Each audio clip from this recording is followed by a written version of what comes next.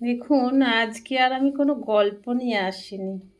তবে একটা কথা শেয়ার না করে পাচ্ছি না, তাই শেয়ার করছি। এই কিছুদিন আগে আমি বজবজ থেকে নেমে চড়িয়ালের অটো ধরি।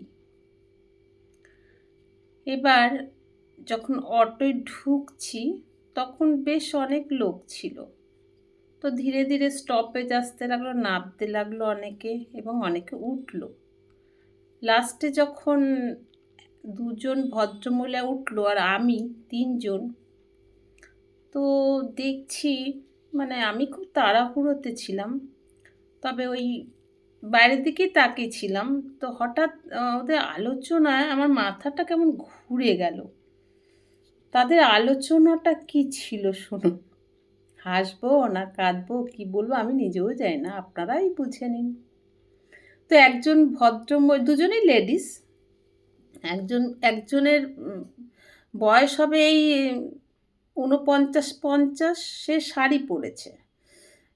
আর আরেকজন, কেন বলছি আমি ওটা বুঝতে পেরেছি যখন সে আমাকে টপকে বসতে যাচ্ছে শাড়িতে টান লেগেছিল। আরেকজনের বয়স হবে এই 42-43, সে আবার চুড়িদার পরা।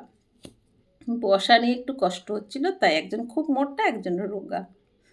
তো বসেছে। এবার হঠাৎ কি করে কত গল্প করছে, কানে যেটা এলো, সে বলছে, চুড়িদার পরা মহিলাটি বলছে, আমাদের তো এসআইআরে যেতে হবে না। বলছে, উনি আবার বললেন কেন?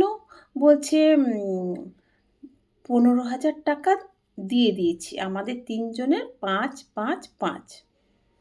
বলছে তাতে কাজ হলো? বলছে হ্যাঁ। বলছে শিগগিরই তাহলে ওই টাকাগুলো।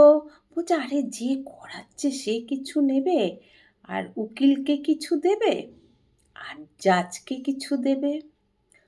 আমি না জানি না কেন, আমি খুব একটা মানুষের কথায় কান দিই না। সেদিন বোধহয় ঈশ্বরই কানে শুনিয়েছেন কিনা জানি না। আমি অবাক হয়ে ভাবতে লাগলাম যে কি দেখছি নিউজ চ্যানেলে, আর আমি নিজের কানে কি শুনছি। অদ্ভুত লাগে জানেন তো। আমেরিকার একজন ছিলেন, খুব বড় একজন নারী,